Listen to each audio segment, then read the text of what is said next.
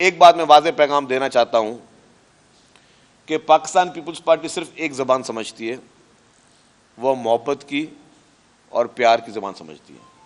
इमरान खान और उसकी पार्टी का पूरा जो माइंड सेट है ये झूठ पे मुबनी है। एक और झूठी खबर की और मैं फेक न्यूज़ की बात करता हूँ कि पीटीआई के लीडर फवाद चौधरी साहब ने फरमाया कि जी नासिर शाह और मेरे लिए उन्होंने कहा कि जी ये लाहौर गए और उन्होंने मेम्बरान को ख़रीदने की बात की और हमारे पास सबूत हैं और हम लोग जो है वो अब एफआईआर भी कटवाएंगे और उनके खिलाफ मुकदमे भी दर्ज करेंगे और इलेक्शन कमीशन ऑफ पाकिस्तान को भी कहेंगे। ये फिर एक और झूठी खबर, एक और बहतान जो कि पीटीआई की पॉलिटिक्स का हिस्सा ही ये रहा है कि हमेशा गलत खबर फैलाई जाए, गलत तरीके से लोगों को मलाइन करने की कोशिश की जाए, लोगों पे झूठे इल्ज़ाम लगाए जाए। यही आपको याद होगा कि इमरान खान ने झूठे इल्ज़ाम लगाए प्राइम मिनिस्टर शहबाज शरीफ साहब पर और फिर जब उन्होंने डिफेमेशन का नोटिस दिया तो फिर जो है वो उसका जवाब भी नहीं दे सके। तो इसी तरीके से जब फवाद चौधरी साहब ने जो फरमाया, कैटेगोरिकली मैं कहता हूँ, ओपन चैलेंज देता हूँ पीटीआई को, पूरी पीटीआई को ओपन चैलेंज है। एक ऐसी कॉल साबित करें, एक ऐसा कोई राब्ता बताएं कि मेरी तरफ से किसी भी किस्म का हमने जो है किसी पीटीआई के एमपीए या एमएनए से बात भी की हो या कोई राब्ता हुआ हो, कोई बातचीत हुई हो, या मुझे पंजाब में किसी पीटीआई के एमपीएस के नाम भी 2-4 के अलावा जो टीवी पे आते हैं कोई पता हो या किसी को अप्रोच की हो तो हम तैयार हैं उसके लिए। लेकिन फवाद चौधरी ने उस दिन कहा था हम मुकदमा दर्ज कराने, तो मैं इंतज़ार कर रहा हूँ कि फवाद चौधरी साहब कब मुकदमा दर्ज करा रहे हैं। मैं ओपन चैलेंज देता हूँ फवाद चौधरी साहब को और पीटीआई को कि आप मुकदमा दर्ज कराएं पंजाब में, आप हिम्मत करें, एफआईआर कटवाएं। जैसे ही आप एफआईआर कटवाएंगे हम खुद पंजाब में वहाँ हाजिर होंगे, हम खुद वहाँ पे आपके मुकदमे के लिए जिस थाने में कटवाएंगे उस थाने में जाएंगे और हम देखेंगे कि जी आप भले फिर हमें, अगर आप में इतनी माशाल्लाह जुर्रत है तो हमें गिरफ्तार भी कर दीजिएगा। आप करें, मुकदमा दर्ज करें, सिर्फ टीवी पे बयानात ना दें, झूठे प्रोपेगेंडा ना फैलाएं, गलत बातें ना करें, लोगों को गुमराह ना करें।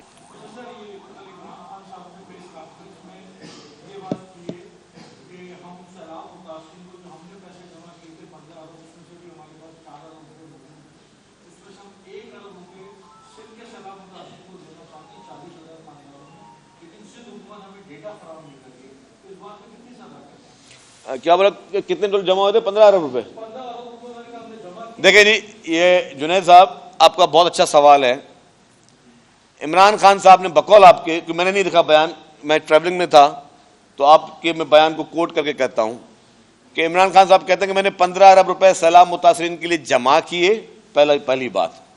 और दूसरा वो कहते हैं कि उसमें से 1 अरब रुपए वो सिंध हुकूमत को देना चाहते हैं, सिंध के सैलाब मुतासरीन को देना चाहते हैं। तो पहली बात तो वो 15 अरब रुपए इमरान खान साहब के जो जमा थे वो कहाँ गए? 14 अरब रुपए कहाँ चले गए? किसको दिए?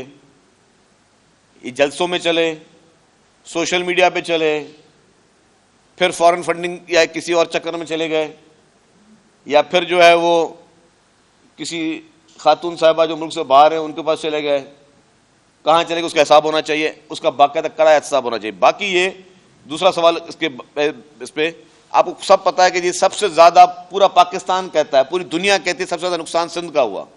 तो अगर 15 अरब रुपए बकौल उनके पास जमा हुए तो 15 अरब में सिर्फ 1 अरब रुपए सिंध में लगाना चाहते हैं वो, और बाकी 14 अरब रुपए कौन से इलाके में ज्यादा से ज्यादा सैलाब की तबाही हुई है जहां पे लगाना चाहते हैं। तो ये शख्स, मैं आपको फिर बताऊं, इमरान खान और उसकी पार्टी का पूरा जो माइंड सेट है ये झूठ पे मुबनी है। डेटा, हमारा डेटा हमें लेने की जरूरत नहीं, हमारा डेटा जो है वो वेबसाइट्स पे मौजूद है, हमसे डेटा लेने की जरूरत ही नहीं है। जितने भी मुखैर हजरात हैं, जितनी भी एनजीओज हैं, आप भी हैदराबाद शहर में बैठे हैं, आप लोग भी जानते हैं, क्या वो खुद आगे बढ़ के काम नहीं कर रही हैं? आपने यहाँ पे बड़ी बड़ी एनजीओज को देखा होगा काम, छोटी एनजीओज या बड़ी एनजीओज देखा होगा काम करते हुए? आपने कहीं देखा कि पीटीआई की तरफ से यहाँ पे कोई एक स्टॉल लगा हो, किसी एक को कोई राशन का बैग दिया गया हो, किसी एक को के लिए कोई लोग यहाँ पे आए हों? तो अब वो डेटा का बहाना करें, मतलब ये सिर्फ और सिर्फ झूठ पर है। वो 1 अरब रुपए हो सकता है कि वो खर्च करके अपने 14 अरब रुपए वो लेजिटिमेट करना चाहते हो, जो वो कहीं खा गए होंगे या किसी गलत काम में उन्होंने उड़ाए होंगे।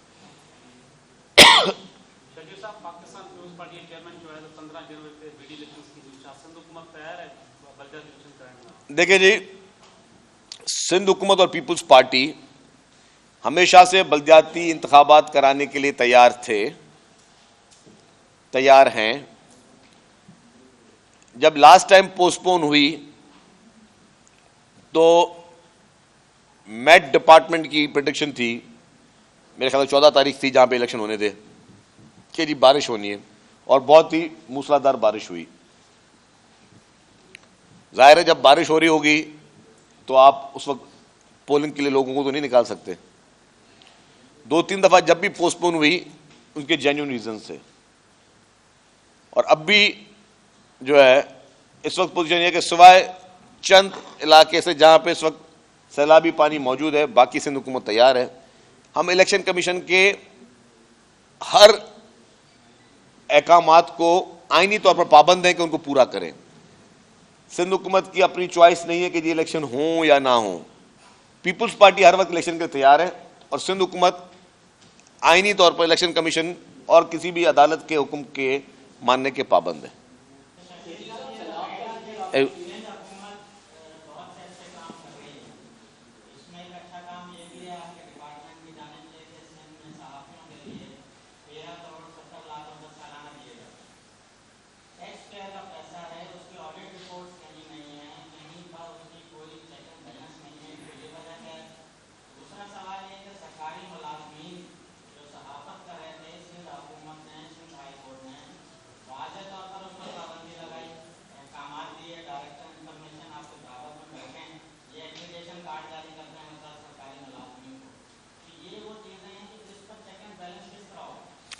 देखें जी, जो भी हम गवर्निंग बॉडीज को, प्रेस क्लब्स को गवर्नमेंट ग्रांट्स देती है, वो फिर अपनी सालाना रिपोर्ट जमा कराते हैं इंफॉर्मेशन डिपार्टमेंट के पास कि यहाँ यहाँ अखराजात हुए, और उसी को ही वो एक मैकेनिज्म है। तो अभी भी जितने भी प्रेस क्लब्स को या किसी भी जर्नलिस्ट बॉडी को, यूनियन ऑफ जर्नलिस्ट को जो भी पैसे जाते हैं वो हमसे जमा कराते हैं।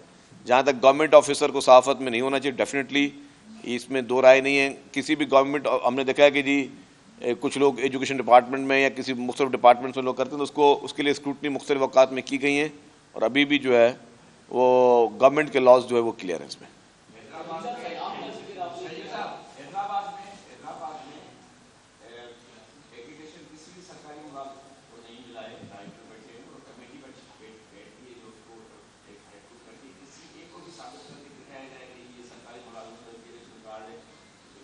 ठीक, बस सर आपकी बात आपने की, लेकिन बारिशों की बहुत तबाहकारी है कि अगर हम बात करें स्पेशली हैदराबाद की, 15 ईयर्स से आपकी सिंध में गवर्नमेंट है, सीवेज का एक ड्रेन का निजाम अभी तक अपग्रेड नहीं किया गया है। सिंध ने भी कहा था कि 20 मिलीमीटर बारिश हम बर्दाश्त कर सकते हैं हैदराबाद, तो यहाँ तो 300 दिन जायद हुई है। कोई प्लान आप लोगों ने बनाया कि इसको अपग्रेड करेंगे ड्रेन को या सीवेज? बिल्कुल जी, जहाँ जहाँ पे ड्रेन्स नहीं थे, तो सैलाब ने मेन चीज़ें बारिशें ही थी। जहाँ जहाँ पे ड्रेन नहीं थे वहाँ पे गवर्नमेंट अपने प्लान्स कर रही है कि उन ड्रेन्स को मज़ीद बेहतर बनाया जाए। हैदराबाद में बता दूँ कि जो जो हैवी स्पेल्स पड़े थे, जिस एरिया में अभी आप बैठे हुए हैं, यहाँ पे डेली 3 से 4 शगाफ पड़ते थे, लेकिन अल्हम्दुलिल्लाह हमारी डिस्ट्रिक्ट एडमिनिस्ट्रेशन ने, हमारे इलेक्टेड रिप्रेजेंटेटिव्स ने खुद खड़े होके, आप लोग उस वक्त अगर विटनेस हों तो खुद खड़े होके हमने एक भी शगाफ की वजह से कोई गाँव डूबने नहीं दिया, और पूरी रात, पूरा दिन हम खुद उन तमाम नहरों की ना सिर्फ हिफाजत करते थे, लेकिन उनके उस वक्त उनको अपग्रेड करना, नहरों को उस वक्त मौके पे उनकी कैपेसिटी को बढ़ाना, खुद सब एक चीज़ मॉनिटर कर रहे थे। मुझे आप पूरे इस इलाके में एक भी ऐसा गाँव नहीं बता सकते कि किसने कहा कि जी शगाफ, मेरे पास शगाफ की वीडियो सारी मौजूद है। मैं आपको बताऊँगा पीपुल्स पार्टी की कमिटमेंट की बात कर रहा हूँ कि पीपुल्स पार्टी की कमिटमेंट क्या है अपने अवाम के साथ। मैं आपको अगर शगाफ दिखाऊं तो आप बोलेंगे कि शगाफ से आप लोग बचे कैसे। उस शगाफों के बावजूद हमने एक भी गांव डूबने नहीं दिया। हमने जो बारिश से डूबे वो डूबे, मतलब वो पानी निकालने में टाइम लगे डेफिनेटली, लेकिन कोई शगाफ की वजह से कोई गांव डूबे हमने नहीं दिया, और उसी को अल्हम्दुलिल्लाह हमने उसको ड्रेन आउट किया है।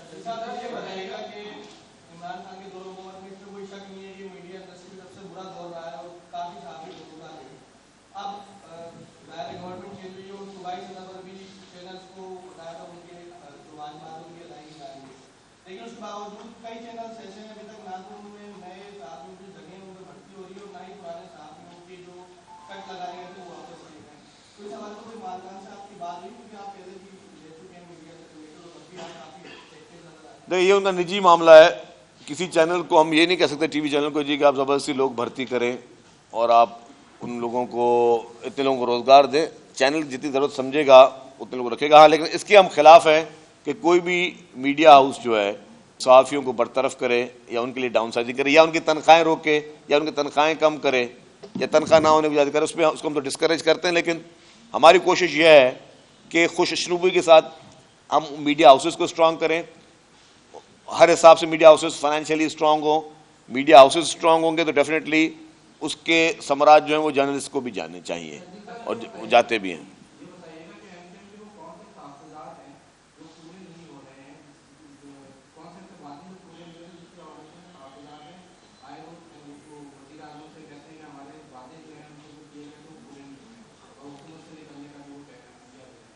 देखिए जी, एमक्यूएम की जितनी भी जायज़ डिमांड्स हैं और जो भी हम समझते हैं कि जी वो होनी चाहिए, उसको सिंध हुकूमत ने पूरा किया है।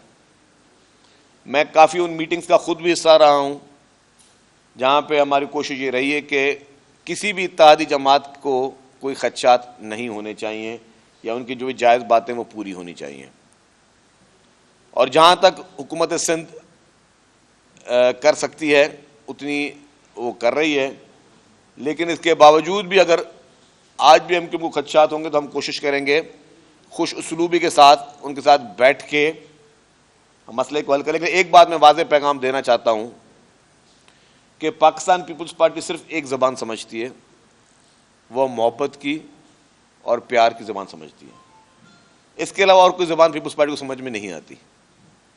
ये मेरा छोटा सा पैगाम होगा कि पीपल्स पार्टी तक एक बात मनवानी है तो आप सिर्फ और सिर्फ मोहब्बत से और प्यार से मनवा सकते हैं।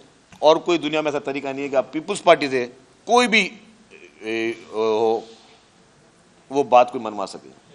तो पीपल्स पार्टी से अगर किसी को कोई मुतालबा है तो प्यार से करे, मोहब्बत से करे तो आपको अच्छा रिस्पॉन्स मिलेगा। और कोई ज़बान पीपल्स पार्टी नहीं समझेगी।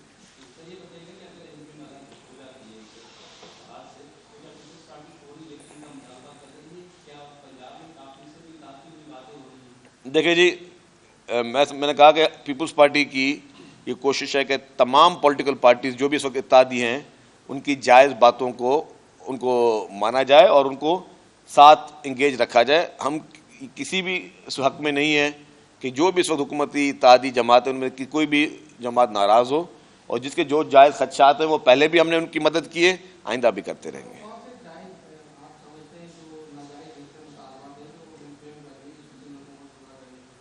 मैंने तो कहा ही नहीं, मैंने कोई नाजा। हाँ, इतना आसान नहीं है हर चीज़ बताना।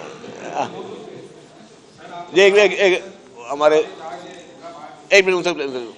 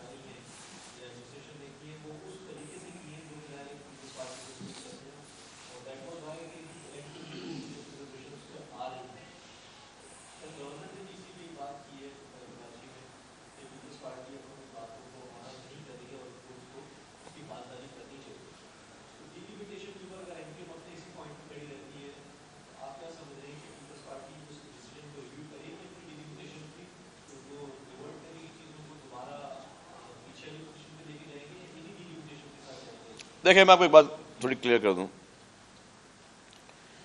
डीलिमिटेशन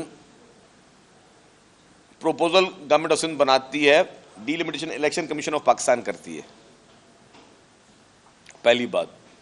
दूसरी बात कि इस वक्त जब इलेक्शन में चंद दिन बाकी हों तो क्या हम डीलिमिटेशन कर सकते हैं, एक सवाल ये है। इस वक्त आपने देखा होगा कि इस्लामाबाद में फेडरल गवर्नमेंट ने असेंबली से पास करवाई और डिलिमिटेशन चेंज की। इस्लामाबाद में फेडरल गवर्नमेंट ने असेंबली से पास करवा के डिलिमिटेशन चेंज की, लेकिन ऑनरेबल इस्लामाबाद हाई कोर्ट ने उसको ख़त्म कर दिया या उसको इंटरटेन नहीं किया और कहा कि जी आप एंड टाइम में नहीं कर सकते। तो जब अगर एक ही मुल्क में जब वहाँ पे ये नहीं हो पा रहा तो कैसे एक्सपेक्ट कर सकते हैं कि अब आप सिंध में वो चीज़ करें जिसको फिर कोर्ट्स उड़ा दें उसको। तो डेफिनेटली देयर आर इश्यूज। मैंने कहा कि हमारा अभी कोई हतमी बात नहीं, लेकिन हम चाहते हैं कि जो भी जायज़ बातें हों और जो भी वो चीज़ जो लॉजिकल बात होगी एमक्यूएम की, उसको हम एंटरटेन करेंगे। हमारे इस वक्त इत्तेहाद में है एमक्यूएम फेडरल गवर्नमेंट में, हम नहीं चाहते कि एमक्यूएम को जो है वो किसी भी चीज़ में नाराज़ किया जाए, लेकिन जो जायज़ बात होगी उसको हुकूमत सिंध और पीपल्स पार्टी जो है डेफिनेटली कंसीडर करेगी। सर आपने कहा कि सिंध में आटा जो है 65 रुपये किलो, अमली तौर पर हम देख रहे हैं कि हैदराबाद समेत सिंध भर में आटा 140 रुपये किलो फ्लोट किया जा रहा है और महकमा खुराक सिंध की जो पॉलिसी है गंदम तकसीम की, उसको भी बहुत सवाल मिलते हैं और जो हर साल जो खरीदारी